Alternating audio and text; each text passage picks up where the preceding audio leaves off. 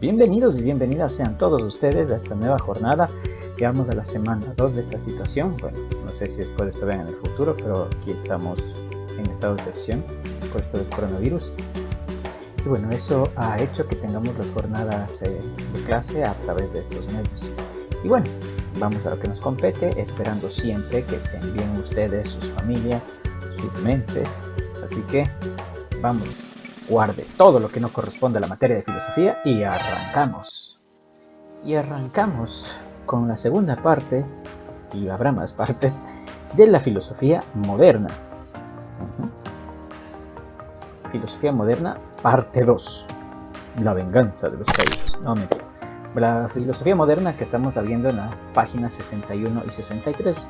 La segunda parte, porque recordemos que la filosofía moderna es un amplio tema y vamos a irlo paso a paso viendo. Ok. Bueno. ¿Qué es lo que vamos a ver el día de hoy? ¿Qué vamos a alcanzar a conocer, a aprender? O al menos reforzar. ¿Qué es lo que vamos a ver? Vamos a ver en la filosofía moderna, estamos viendo que empieza con el Renacimiento. Y este tipo de pensamiento va influenciando en diferentes situaciones de la vida del ser humano. Va a influenciar sobre la nueva ciencia. Vamos a ver también cómo lo hace influenciando los cambios en la religión, cómo influencia también en las nuevas teorías de Estado de gobierno. También vamos a ver cómo hay nuevas corrientes modernas a partir de este pensamiento.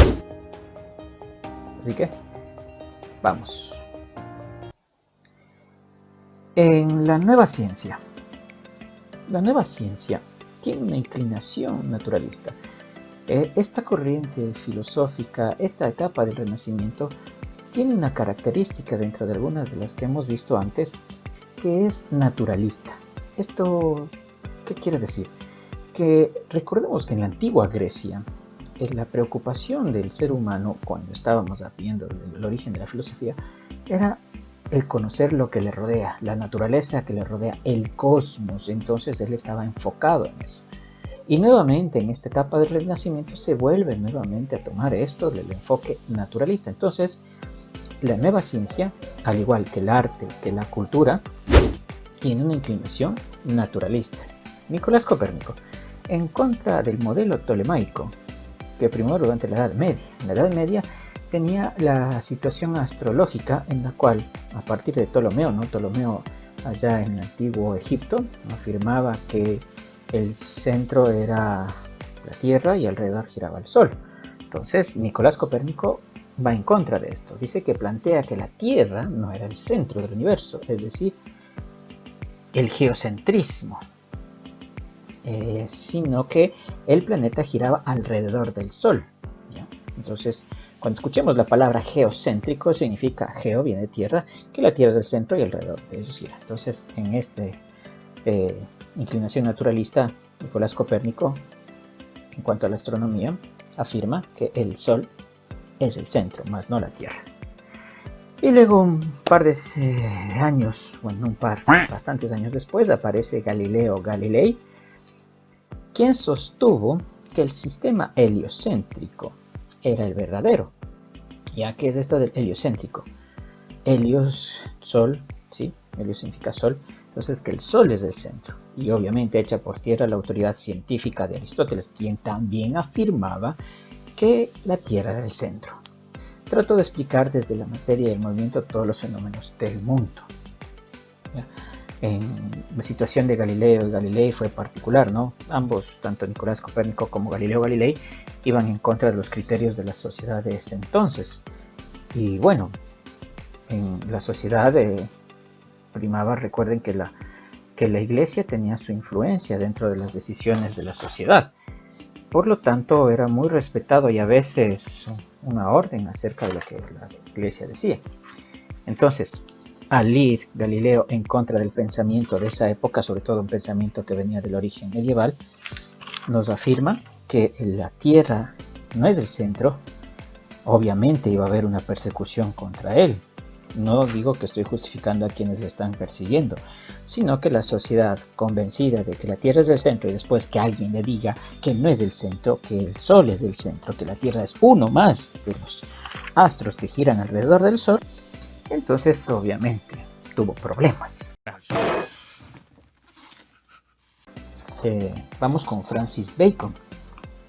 Francis Bacon, en cambio, él dice que se caracteriza por su confianza en el saber humano, al que considera eficaz y útil, y propugnaba la ciencia para mejorar la vida humana. La finalidad práctica de la ciencia era el dominio de la naturaleza. En pocas palabras, Francis Bacon lo que nos trata de decir a través de la ciencia, influenciado por esta inclinación naturalista, nos dice que el ser humano debe utilizar su razonamiento, su capacidad, ¿sí?, de pensamiento. ¿Para qué? Para dominar la naturaleza y obviamente sacar provecho de ella. Bueno, entonces aquí vimos cómo la ciencia tiene su inclinación naturalista. Vamos con la siguiente parte. La religión también está influenciada por los pensamientos de esa época, por las nuevas corrientes. Entonces vamos a ver cómo la mentalidad de la época trabaja sobre la religión. Vamos a ver. Primero, Martín Lutero. Estos son los cambios que se dan en la religión, ¿no?, dentro de esa época. Martín Lutero promueve el rechazo de prácticas y cultos que no se encuentran de forma explícita en el texto bíblico. Es decir, culto a las imágenes de los santos, a la Virgen, obediencia, la jerarquía, etc. Entonces, bueno, un poquito más adelante hablaré algo de Martín Lutero, pero que quiero que se centre en la idea de que él dice que lo que no está escrito en la Biblia, pues entonces no se haga caso. No tenemos por qué hacer caso al culto a la Virgen, ya que de acuerdo a Martín Lutero, ¿no?, que de acuerdo que no está en la Virgen, en ninguna parte de la Biblia está la Virgen que debe ser venerada, ni tampoco imágenes ni nada. Entonces dice, si no dice en la Biblia, pues no se debe hacer. Ok, listo. Entonces es uno de los primeros cambios. Martín Lutero, siendo católico, siendo parte de la iglesia del clero, él decide separarse. Y bueno, una de las razones, bueno, estas ya veremos que otras razones realmente tiene, pero vamos con ese cambio en la religión. Aquí empieza a existir la separación dentro de la iglesia, ¿no? Recordemos que Martín Lutero se puede decir que es uno de los primeros creadores de la iglesia cristiana protestante. Y a continuación, como tenemos la protesta contra la autoridad del Papa, los concilios de Inquisición. Entonces, ya ven que hay que hacer cambios dentro de la religión, que hay que tener más razonamiento para poder seguir la obediencia al Papa. Entonces dicen, a ver, ¿por qué le vamos a hacer caso al Papa? Si supuestamente el poder que tiene el Papa viene de Dios, de la iluminación del Espíritu Santo, etcétera, etcétera. Entonces, como ya se estaba dejando de lado ese pensamiento místico, entonces dicen, ¿por qué vamos a hacerle caso a un señor que supuestamente tiene contacto con Dios cuando todos podemos tener contacto con Dios? No necesitamos a que alguien nos diga qué hacer y qué no hacer. Basta con que nosotros nos comuniquemos directamente con Dios y eso es suficiente. No lo sé, Rick, parece falso. ¿Ya? Entonces hay una protesta contra la iglesia. Recuerden que en la filosofía moderna, en la edad moderna, el ser humano deja de tenerse en el centro a Dios y empieza a ser el centro del ser humano. El ser humano como ser el centro, entonces mientras más alejado de Dios, mejor para él. He puesto ahí, ustedes pueden ver ahí, dice el Papa con negrilla y subrayado. Por favor, en sus textos corrijan. Hay un error, el Papa, cuando se escribe Papa con relación a la autoridad de la Iglesia Católica, no se escribe con mayúsculas.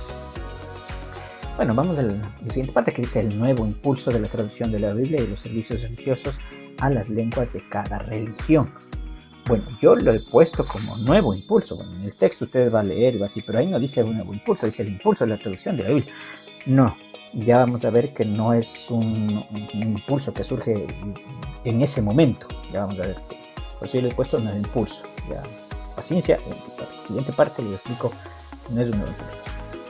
Y bueno, también nos dice en el texto que se acentuó poderosamente la justificación por la fe gracia de Dios y no por las acciones buenas. ¿Esto qué quiere decir? Que hayan estar protestando, o sea, haber protesta en la autoridad del Papa, haber Martín Lutero que sugiere que no se debe hacer caso a lo que está fuera del texto bíblico. Entonces, y ahora dicen, bueno, podemos salvarnos, ¿sí?, por la fe. Si yo creo en Dios, es suficiente para salvarme, no por las acciones buenas que me pide la iglesia, porque la iglesia es muy exigente. Muchos dicen, es muy exigente, me exige que quede al prójimo, pero el prójimo es malo, que esto que el otro. No. Entonces la gente empieza a tener un pensamiento en el cual dice, basta que yo crea en Dios y con eso es suficiente para salvarme, pues no hace falta las acciones buenas. ¿Qué es lo opuesto a lo que vimos en la filosofía medieval? Que aquí teníamos a San Agustín de Hipona, que él decía, dentro de su filosofía se puede entender que no hay forma de acercarse a Dios sino a través del prójimo. Entonces, en cambio, en esta edad moderna, en esta filosofía moderna, en esta época del Renacimiento, en los cambios de la religión, ¿qué dicen ahí? Ya no dicen acción con acercarme a Dios mediante el prójimo, sino dicen, no, basta que yo crea y listo. Entonces, hemos visto cómo la religión también tiene cambios de acuerdo a estas nuevas corrientes de pensamiento. Como les decía, vamos a hablar un poquito más de Martín Lutero y esto del impulso de la traducción de la Biblia, así como conocimiento agregado. Ya, ¿sabías que? Dentro de este conocimiento complementario, existe la idea de desafío de parte de Lutero a la Iglesia al traducir la Biblia. ¿Sí? Iconográficamente viendo, Martín Lutero es un ícono dentro de la Iglesia del protestantismo y se cree como un personaje solitario que se le pone enfrente a todo el aparataje de la Iglesia y se le cree casi como un superhéroe, ¿no? De que una persona se enfrenta a toda la poderosa Iglesia, desafiándole, traduciendo la Biblia. Bueno, en primer lugar, no hubo tal desafío así tan heroico y magnánimo que se puede decir.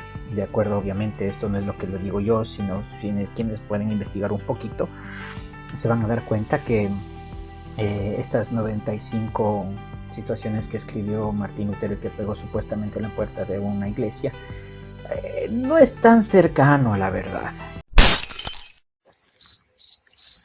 Bueno, no voy a profundizar en esto porque recuerden, estamos en clase de filosofía, no de religión. Cualquier inquietud que se relacione con la religión, bueno, ustedes tienen docentes calificados para poder solventar estas inquietudes. Pero lo que me voy a centrar es esto, que la idea de que Martín Lutero era casi un superhéroe por enfrentarse a la iglesia, por haber traducido, porque él dijo, bueno, me salgo de la iglesia, no estoy de acuerdo con algunas cosas y yo voy a traducir la Biblia para que esté cercano al pueblo. Pero, Lutero no es el primer personaje que traduce la Biblia, ni siquiera el idioma alemán. 1390 la Biblia de Wenceslao ya aparece. Es decir, si alguien piensa que el primero en traducir la Biblia fue Martín Lutero, pues no.